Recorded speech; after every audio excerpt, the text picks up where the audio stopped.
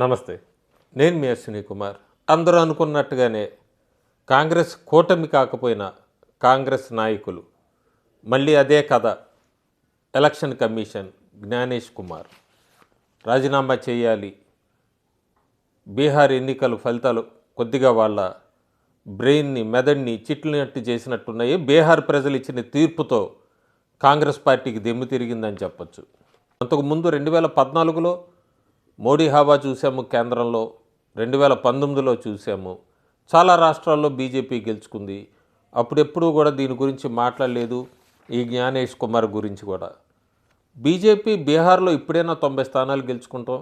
2010లో కూడా గెలుచుకున్నారు. 105 స్థానాల్లో పోటీ చేశారు. 91 స్థానాలు గెలుచుకుంది బీజేపీ అప్పుడు బీహార్లో. మరప్పుడు కేంద్రంలో యూపీఏ అధికారంలో ఉంది. అప్పుడెప్పుడు రానివి క్లెయిమ్స్ ఇవంతా కూడా, ఈ సాకులన్నీ 2025లోనే ఎందుకు వస్తాయి? పూర్తిగా మనం కేంద్ర ఎన్నికల సంఘాన్ని మెచ్చుకోవాలి. సార్ ప్రాసెస్తో మొత్తం డూప్లికేట్ ఇవన్నీ కూడా క్లియర్ ఆఫ్ అయిపోయింది.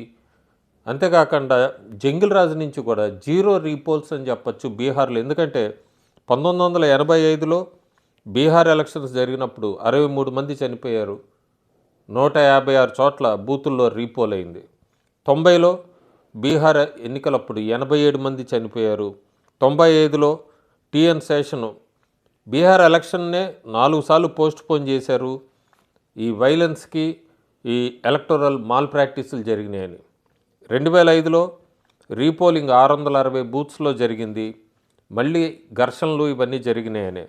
మరి 2025లో ఎక్కడా కూడా ఒక్కటి కూడా రీపోలింగ్కి వెళ్ళలేదు. జీరో రీపోలింగు, వైలెన్స్ కూడా జీరోనే. దీనికి కేంద్ర ఎన్నికల సంఘానికి మెచ్చుకోవాలి తప్ప ఈ ఓట్ చౌరీ మళ్ళీ ఇవన్నీ అని చెప్పి సాకులు వెతుక్కుంటాం.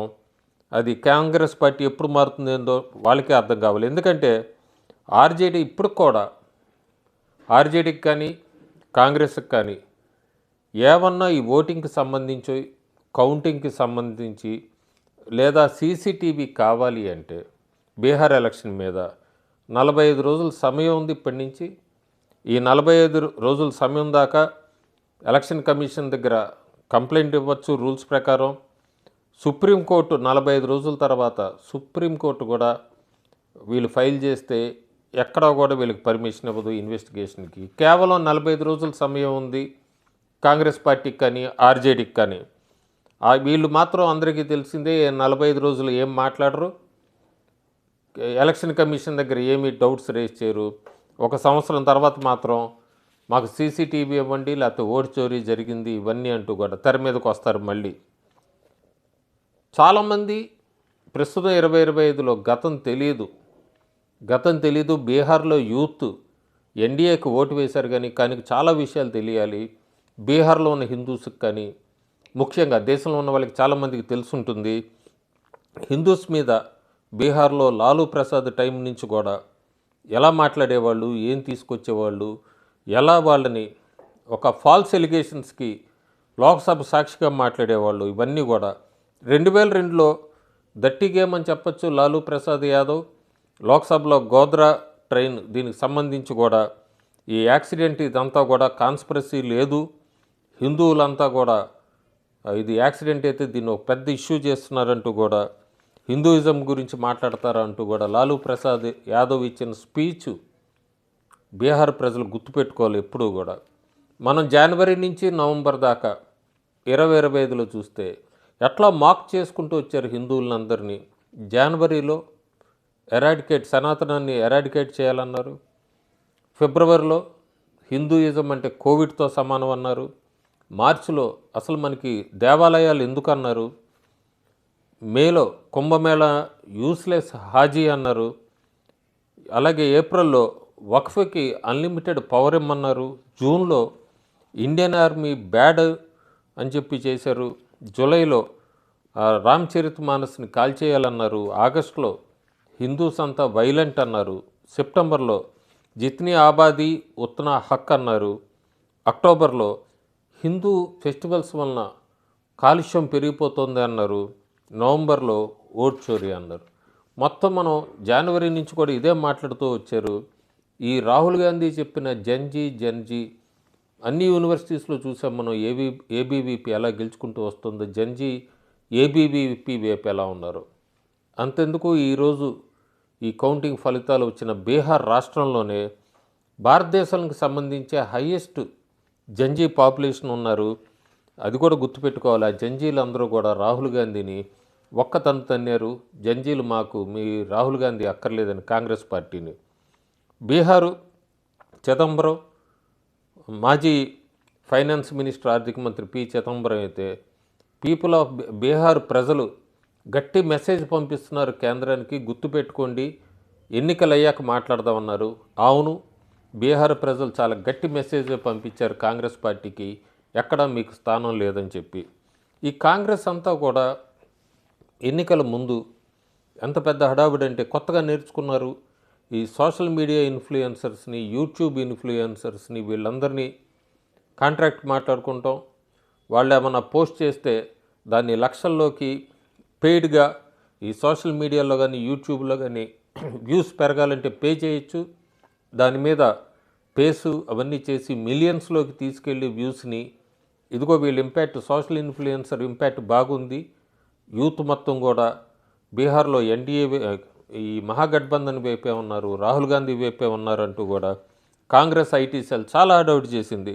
వీళ్ళు బాగా గుర్తుపెట్టుకోవాల్సింది, సోషల్ ఇన్ఫ్లుయెన్సర్స్కో యూట్యూబర్స్కో వ్యూస్ పెరిగితే కాదు, ప్రజల మనసుల్లో పెరగాలి పార్టీ గురించి, పార్టీ మీద అభిమానం. ఇదంతా కూడా ఎంత దీనస్థితిలోకి నెడుతున్నాడు కాంగ్రెస్ పార్టీని రాహుల్ గాంధీ అన్నది వాళ్ళు ఎక్కడ అర్థం చేసుకోవట్లేదు. కాంగ్రెస్ పార్టీలో మిగతా నాయకులు కానీ క్యాడర్ కానీ పూర్తిగా అతను ఫ్యామిలీ పోర్ట్ఫోలియో కోసం కాంగ్రెస్ పార్టీని ఎట్లా నాశనం చేసుకుంటూ వస్తుందంటే అతనికి ఏం అనుభవం ఉందని రాహుల్ గాంధీకి. జీరో లీడర్షిప్, జీరో స్ట్రాటజీ అని చెప్పచ్చు, గ్రౌండ్ వర్క్ జీరో చెప్పచ్చు. ఎప్పుడు కూడా ముఖ్యమంత్రిగా కూడా ఇంత అనుభవం కూడా లేదు, రియల్ గవర్నమెంట్ ఎక్స్పీరియన్స్ లేదు. స్ట్రైట్గా వచ్చి పీఎం చైర్లో కూర్చుందామనే ఆలోచన తప్ప అతనికి ఏమీ లేదు.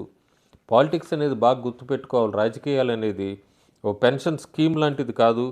ఒక 1000 మంది మధ్యలో కనుక వాకింగ్ చేసుకుంటూ వెళ్తూ కిలోమీటర్లు ఆ పీఆర్ కూడా ఇలాంటివి ఏవి ఉపయోగపడవి అనేవి గుర్తుపెట్టుకోవాలి. ఎప్పుడు కూడా వ్యాపారవేత్తల్ని తిట్టడమే, బిజినెస్ మ్యాన్లు, భారతదేశానికి చెందిన వాళ్ళని తిట్టడమే, వాళ్ళందరినీ ఇలాంటివన్నీ కూడా పనికిరావు. బీహార్ ఎన్నికలప్పుడు కూడా చూసాము, మోడీ తల్లిని తిట్టడం, లేకపోతే ఈ ఛత్ పూజని దాని గురించి అబ్యూస్ చేయటము, భారతదేశపు జవాన్లని, ఆ తర్వాత ఓట్ చోరీ ఈసీఐ అని అంటాం. రిజల్ట్ ఏంటంటే ఇప్పుడు చూసాం బీహార్లో ఒక్క స్థానంతో సరిపెట్టుకోవాల్సి వచ్చింది. కానీ వీటన్నిటికన్నా కూడా మనం ఆలోచించాల్సింది, బాగా గుర్తుపెట్టుకోవాల్సిన ఒక మూమెంట్ ఒకటి ఉంది. 2024 లోక్సభ ఎన్నికల ఫలితాలు. ఆ ఫలితాలు వచ్చాక ఒక వ్యక్తిని ప్రతిపక్షాలన్నీ కూడా మాక్ చేస్తూ, కామెంట్ చేస్తూ, సెటైరికల్గా, వ్యంగ్యాస్త్రాలుగా స్టేట్మెంట్స్ ఏం మాట్లాడినా 240 సీట్లు వచ్చినాయని ఎంతమంది ఏం చెప్పినా కూడా మౌనంగా ఉన్నాడు. కానీ ఆ మౌనంతో భారతదేశ ప్రజలకు అర్థమైంది ఎంత తప్పు చేశారు ఈ వ్యక్తికి ఓటేయకుండా. కేవలం 240 స్థానాలు ఏంటి అంటూ అప్పటి నుంచి బీజేపీ వాళ్ళు పనిచేస్తున్న వర్కర్సు, లీడర్సు అందరూ కూడా హ్యాండ్ టు హ్యాండ్ పనిచేశారు. నార్త్లో ముఖ్యంగా అప్పటి నుంచి పీఎం మోడీకి కానీ బీజేపీకి కానీ బెస్ట్ పర్ఫార్మెన్స్ వచ్చిందని చెప్పచ్చు. హర్యానా గెలిచారు, మహారాష్ట్ర గెలిచారు. ఈ రెండు ఎందుకు చెప్తున్నానంటే లోక్సభ ఎన్నికలప్పుడు బాగా దెబ్బతిన్న రాష్ట్రాలు బీజేపీ 2. ఆ తర్వాత రెండిట్లో బాగా కష్టపడ్డారు. ఢిల్లీ అసెంబ్లీ ఎన్నికలు గెలుచుకున్నారు. బీహార్లో ఇప్పుడు సునామీ. దీన్ని బట్టి అర్థమవుతోంది పబ్లిక్ మోడీని ఎంతగా ప్రేమిస్తారో అదే మిస్ అయింది రాహుల్ గాంధీకి. ఎక్కడా ప్రజల విశ్వాసాన్ని చోరగొంటల్లో మోడీతో నిలబడలేకపోయాడు రాహుల్ గాంధీ అన్నదైతే మనకి గత 10 సంవత్సరాలుగా 2014 నుంచి ఒకసారి గ్రాఫ్ చూస్తే అర్థమవుతుంది. దాన్ని ఎట్లా అనేది ఆలోచించకుండా ఎంతసేపటికి ఇవే క్లెయిమ్స్. బీహార్ ప్రజలకైతే ఖచ్చితంగా థ్యాంక్స్ చెప్పాలి. ఎందుకంటే బీహార్ ప్రజలంతా కూడా క్యాస్ట్ పాలిటిక్స్ని అన్నిటినీ కూడా నో అన్నారు. ఫ్రీబీసు ఇట్లాంటివి తేజస్వి యాదవ్, రాహుల్ గాంధీ వీళ్ళంతా ఎంత తీసుకొచ్చినా నో అన్నారు. డైనాసిటీ పాలిటిక్స్ దానికి నో చెప్పారు. ఓట్ చోర్ క్యాంపెయిన్కి నో అన్నారు. అంబానీ అదానీ క్యాంపెయిన్ అంటే దదిపోయింది. టెర్రర్ ఎపీజ్మెంట్ కూడా అది కూడా సరిపోయింది. గోండాగిరి చాలా చోట్ల భయపెట్టారు, ఖచ్చితంగా వేయాలి ఈసారి మాకు మహాగఠబంధన్ కని. దాన్ని రిజెక్ట్ చేశారు బీహార్ ప్రజలు. జంగిల్ రాజుని దాన్ని మర్చిపోయారు. మనం చూసాం కూడా ఆర్జేడీ ప్రచారంలో కొన్ని చోట్ల ఒక చిన్న కుర్రవాడు ఆర్జేడీ గెలిస్తే ఏం చేస్తారంటే గన్నుతో వస్తానని చెప్పాడు. ఇలాంటివి జంగిల్ రాజుని నో అన్నారు. అవినీతికి నో చెప్పారు. 9th ఫెయిల్ వాళ్ళకి నో అన్నారు. తేజస్వి యాదవ్ ఓడిపోయాడు, రాహుల్ గాంధీ ఓడిపోయాడు, ఇండియా కూటమి ఇండియా ఎలియన్స్ ఓడిపోయింది. కానీ బీహార్ ప్రజలు ఎవరికి వేశారు? అభివృద్ధి, డెవలప్మెంట్కి, ప్రోగ్రెస్కి, నేషనలిజంకి వేశారు. ముఖ్యంగా నితీష్ గెలిచాడు, మోడీ గెలిచాడు, ఆఖరికి ఇండియా భారతదేశం గెలిచింది. సో బీహార్ ప్రజలకి థ్యాంక్స్ చెప్పుకోవాలి. బీహార్ అప్డేట్స్తో మళ్ళీ ఇంకో వీడియోతో మీ ముందుకు వస్తాను. ఇక్కడ మనం బాగా గుర్తుపెట్టుకోవాల్సింది, దళితులు మోడీని ప్రేమిస్తున్నారు, బీసీలు మోడీని ప్రేమిస్తున్నారు, రైతులు మోడీని ప్రేమిస్తున్నారు, యూత్ మోడీని ప్రేమిస్తున్నారు, మహిళలు మోడీని ప్రేమిస్తున్నారు. ఇంతమంది కనుక వీళ్ళందరూ మోడీ వైపే ఉన్నారు. అది గుర్తుపెట్టుకోవాలి. వీళ్ళందరినీ కలిపితేనే భారతదేశ ప్రజల్ని ఎట్లా ఆకట్టుకుంటా కానాలో తెలిసిన వ్యక్తి నరేంద్ర మోడీ. రాహుల్ గాంధీ గత 11 సంవత్సరాలుగా ఇదే మిస్ అవుతూ వస్తున్నాడు. Thank you.